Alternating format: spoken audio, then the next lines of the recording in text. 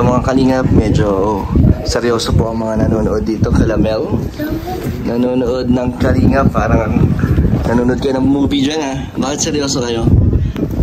Ito pala si Sed at si Mel at ang pinsan nila si Makoy at si AC. Wow! Ang ganda ni AC, parang dalaga. Dalaga na yan? Ganda. So, nagtataka lang ako na nakafocus silang nanonood dito. Kay Kalingap Rab, bakit kaya interview natin si Sed? So, interview natin si Sed. Sed, bakit nanonood ka ng ng vlog ni Kalingap Rab at mga angels ang pinapanood mo? Nag-ano na ng update. Sino ang sinusuporta mo dyan, Sed? Sino? Kilala ko na. Sino? Si Roseanne? Naka-stripes. Naka-stripes? Marami naka-stripes dito. Basta naka-stripe. Hulaan natin. Ay! Ayan! Aling stripe? Ayan! Yan ba, Sed? Yan? Oy, hi. Hi daw.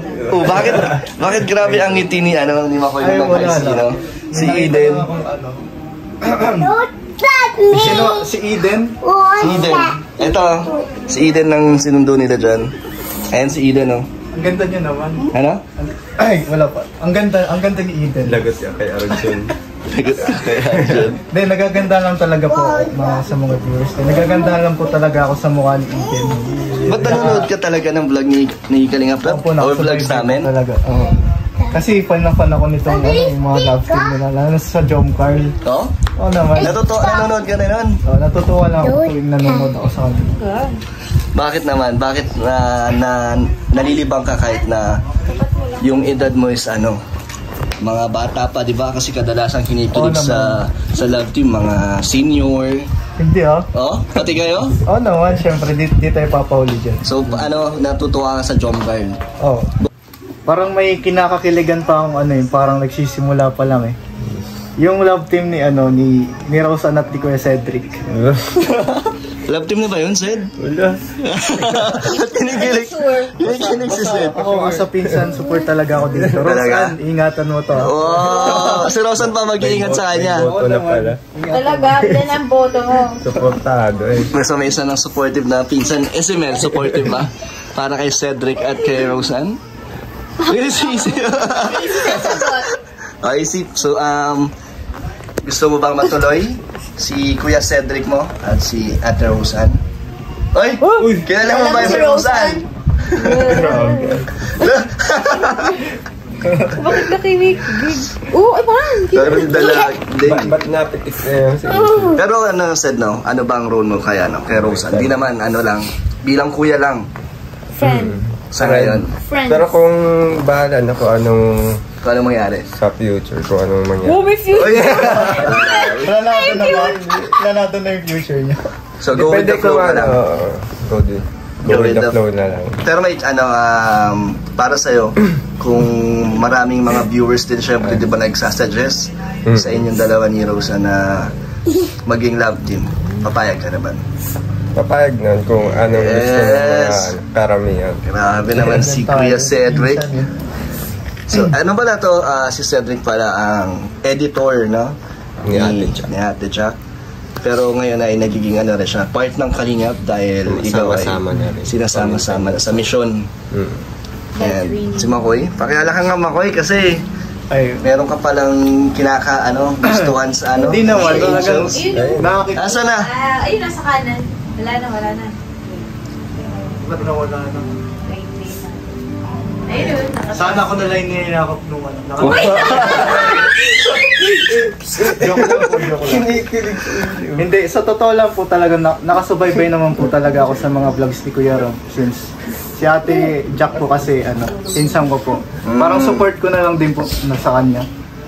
Sa amin, nanonood ka sa mga ibang Kalingap? Oo naman. Napanood mo ang mga namin, uploads din. Ako, napanood mo ang channel ko? Oo naman. Gusto ko pakita ko pa yung search bar. Nandun? Nandun syempre. So talagang nanonood ka talaga. Bakit naman, nalilibang ka naman sa panonood ng mga vlogs sa pag-charity namin?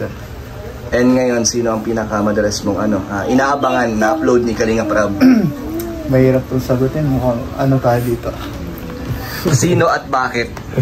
Wala naman. Sa ngayon kasi, itong tinututukan ko yung mga Kalingap Angels.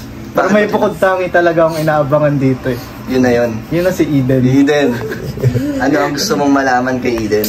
Wala naman. Parang naano lang din ako dun sa, naantig lang din ako dun sa kwento niya. Nung bilinag siya ni Kuya Rab. Kasi nakita ko kung paano siya kung paano siya katyaga sa buhay. Kung paano niya pinapagpatuloy lang yung buhay niya. Kasama yun. Kahit di siya masyadong suportado ng magulang niya. Alam na alam ang kwento Nabubuking na tayo dito. Parang talagang nakasubaybay ka kay Eden Taga saan si Eden? Taga Bagong Silang. Eden, kung nanonood ka man, taga Bagong Silang lang din ako. Medyo Saan ka sa Bagong Silang? Silang Dos po. Silang Dos. Eden ba uno? Oo, sa Ay, alam mo talaga? Bagong Silang. Sige nga, kung solid supporter ka, ano ang kabuhayan ni Eden nung nakilala siya? Nagtitinda ng Maruya vendor. Oo. Ano pa ang alam mo? Yun. Ano pa yung Baka hindi namin alam. Nakita ko lang yung vlog ni Kuya Rab na yun nga. Interview siya doon. Since nakita yung buhay niya, nagtitinda siya ng Maruya. Parang binahagi rin Eden syempre yung karanasan niya sa ganung buhay. Nakakahanga lang din kaya Humahanga ka sa kanya. Humahanga lang. Paghanga lang naman. So, kung may chance ba na makita mo sa personal si Eden, gusto mo? Yeah! Siyempre naman. Ito Eden, masasabi ko na lang. Single ba si Eden? Ha? Single ba? Ayaw ko maghimasok pero sana single. Sana single. Para may... Sabi mo, parang may feelings ka. Parang may balak ka at akong manligaw sa... Paghanga lang po. Ilang taon na si Eden? Ilang taon? Mag-18 ka, Eden, di ba? Ngayon November 30 ba? Alam na. Ila-assume niya na nanonood si Eden. Basta yun lang. Yun lang yung kaalaman ko. Kasi nanonood naman talaga ako ng vlogs. Ay, 28 ka, shutter. Kalapit lang. So, shoutout po kay Eden kung nanonood ka. Meron pong gustong makilala ka. Ito po si Makoy. Ano bang real name mo, Makoy? Macrolan po. Macrolan. So, Makoy, short for Makoy na lang. Opo, nickname ko lang po ang Makoy. Ilan taon ka na, Makoy? 20 years old po. 20 years old. So, itatanong ko na yung mga gusto rin siguro itanong ni Eden, no? Yung habang nanonood siya. So, si Makoy ba ay single? Single talaga. Yeah. Pero sa ngayon, alam ko naman, Eden, na gusto mo pag-focusan muna yung pag-aaral. Pero kung kailangan mo ng supportive na kahit friends lang, Or na kaibigan o inspirasyon. Wow! Ito lang ako. Si AC pag tumatawa. Ba't kinikilig si AC? Natawa tayo, nakikisabay. Kala mo, alam niya. Kala mo naiintindihan. Kala mo naman. Sana all! So, onting interview pa kay Makoy kasi marami ang magugulat at Nasa akin nasa spotlight dito. na on the spot si Makoy. Madami pong magugulat dito dahil meron po tayong ni-reveal na nagkakagusto po pala kay Eden.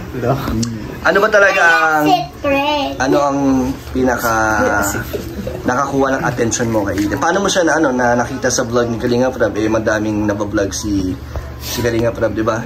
Iba-ibang content. Parang kasing nakita ko lang po recently lang din po kasi na napanood ko yun. Nasa thumbnail ko yung si Eden na yun, ano lang po ako, parang nadala lang po ako dun sa Yung parang unique sa kanya na ka. So, Parang diba, nakuha yung attention oo nga, sa nakuha kanya. attention. Di ba nakita mo na lahat ng angels? So, kay Eden ka talaga na Ano yung ibig parang sa kanya? parang lang kasi yung naramdaman ko, parang in-admire ko lang siya, parang ganun. Ano ba? Nagagandahan ka kay Eden? Siyempre naman, nagagandahan din naman talaga ako. Paano nung photoshoot? Oo, nung photoshoot, gusto mo ba yung kanyang outfit? Siyempre naman, Magaling magdala? oo naman talaga, talagang iba talaga. Mano ko yan eh. Oh. Sa angels, joke lang. Mano yan lang. So, handa ka bang kalabanin si Arjun sa inyong gustong ipaglaban? Ay, may karibal nga talaga ako si Arjun. Mahirap kalaban yun. Arjun, kung manonood ka man dito, kung may pila man, sige, okay lang. Handa ka pumila? Ang daong pumila. Kahit nasa hulihan tayo. Yung last daw pala yung Yan yung pala yung pinsan. Lover boy. Lover boy pala. Joke. Pero kung may chance, Makoy, na kunyari, napanood to ni Kalinga Prab, tapos nakita niya yung interest mo or yung paghanga mo kay Eden, paano kung ipakilala ka ni Kalinga Prab? with the flow na lang po siguro. Papayag ka, kunyari, i-vlog kayo, iko-content ni Kalinga Prab Okay lang na po. ikaw ang isa sa mga As solid. long na, as much na, ayusin ko naman syempre yung nag-aaral po kasi ako sa mga viewers po dyan. Ano pa lang po ako, kasalukuyan po ako nag-aaral sa State College, 3rd year college pa lang po ako. So kung yun nga po, kung mapapanood ni Idol Kalinga Prab, Kuya Open Rab, ka naman. okay naman, makakasama naman ako kung isasama niyo ako sa vlog. Pero papangako ko rin syempre na di ko papabayaan yung pag-aaral ko. Yes. Ready. Sada naman sasabi mo, payag ka ba na ipakilala si Makoy kay Eden? Siyempre, at parang inspired si Pinsan eh. Tumambay lang ako, nagkalampir agad. Wala, nakita ko, nanonood kayo ng vlogs ni Kalinga Prab eh. Kaya kanina pa namin Sana daw kasama si Makoy. Sa Baguio. Malay mo sa susunod, di ba? Ngayon Makoy, may mga, syempre, mga kapanood nito at baka may mga bash or negative. Anong paghahanda mo para dyan? Sa mga bash, mga pambabash Sa mga magko-comment niya eh. Kasi so sa mga una lang, siyempre po, tatanggapin ko na lang po kasi una po sa lahat, bago pa lang po yung mukha ko sa inyo since nito lang pong recently lang ako sumasama sa kanila. Kay kila Kuya Dan po, kala Ate Mel, tapos kay Kuya Cedric. So yun po. Tatanggapin ko na lang po lahat ng criticisms niyo. At siguro gagawin ko na lang constructive criticism yung mga sinasabi niyo sa akin. Parang yung mga nakita niyo sa akin pagpupunaan niyo, yun na lang po yung aayusin ko sa sarili ko. Okay. Pero ang intention mo naman is gusto mo maging parang kaibigan. Friends lang po. Okay. Kasi yung nararamdaman ko lang po talaga, paghanga lang po talaga. Paghanga lang, para inspirasyon din. At naano ka sa buhay niya. Opo, sa buhay namin Eden. So yun naman po ang malinis naman po ang hangarin ni Makoy. Pure intentions po tayo. Si Melo. Ano yun? Ano ba yun? Ano sabi mo kay Pinsan? Ano masasabi mo? Wala akong masasabi. Sanay na ako dyan. Joke lang. Ano yun? Joke lang. Cedric, ano update sa inyo? Sige. Si Cedric naman ang tanongin natin. Naghahantay na lang ng pasalubong. Labangan mo. Na bakit mo alam na may pasalubong sa'yo si Rosa? Nag-uusap kayo? Nag-uusap pa kayo ni Rosa? Uy. Nag-chat ba kayo? Yun sa last vlog ni Kuya. Yung pagbisita na. Pero pag usapan na. Pero nag-uusap kayo? Nag-uusap naman kayo sa mga chat-chat? Hindi. Unti lang. Huwag na kayo magkaya. Hinuhuli ko lang si Sed, baka malay mo nag-chat na pala. Pero si Sed single ka naman, di ba? Okay lang daw sila. Single. Single. Okay. Movie marathon lang po kami dito ng vlogs ng Kalingap habang sila po ay nandyan po sa Baguio. So nood lang po muna kami dito. So Sed, paano mo naman napaghandaan na ikaw ay isa sa mga nagbibigay kilig at saya sa mga viewers? Paano mo pinaghandaan yan? Kasi di ba bago ka lang naman na nakakasama namin. Buti sanay ka agad sa camera. Medyo may experience din kasi sa course. Ano ba? Animator? Okay. Medyo may rin sa film. Buti sa exposure mo, hindi ka nahihiya, parang natural ka na magsalita. Talaga? So, di ba introvert ka? So, paano mo, Step lang, ma-overcome din yan. Basta lang, kung ano lang yung may bigay kong mga payo or So, go with the flow lang. Okay. So, nabibuild na rin yung confidence mo. Paunti-unti. Paunti-unti, mas lumalakas na. Papunta na rin tayo dyan. Yeah. So, magpapakilig ka na rin talaga. Kung kung saan. Di pa So, ano masasabi mo kay Roseanne ngayon? Anong message mo sa kanya? Ingat kayo pa uwi. At enjoy lang. At bandin yung mga enjoy. At nandito ako nag-aantay. Nag-aantay na Pasalubong. So tayo po, onting lang po, kwentuhan kasi nagulat lang ako sa kanila na nanonood ng Kalingap. Sige, Makoy, magpaalam ka na sa mga nakanood at nakakilala sa'yo. Maraming salamat po. Kay Eden, babay ka na. Eden, paalam. Kung nanonood ka man, gusto ko lang malaman mo. Ano? Di kompleto ang almusal. Pag walang mainit na pandesal, At palaman na cheese.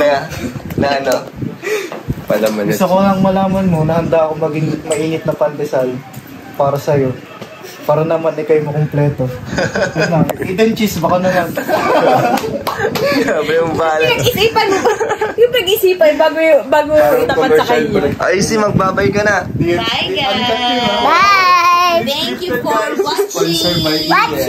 Please continue support Kalingap Dance YouTube Kalingap Dan. Bang! Babay, Bye, Han. guys. Thank you po. So mga kalingap, ambush interview lang po ito kay Cedric at kay Makoy, ang pinsan nila, dahil nanonood sila ng Kalingap at talagang seryoso sila.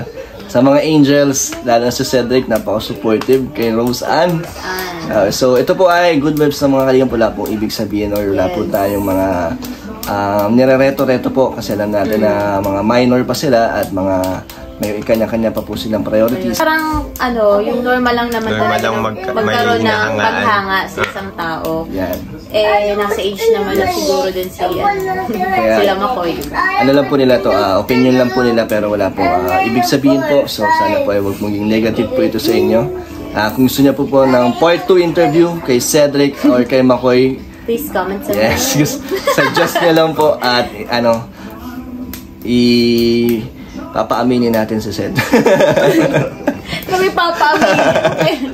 interrogation. So yun po mga kalingap, paalam po and God bless. Salamat po. Bye-bye. Thank you.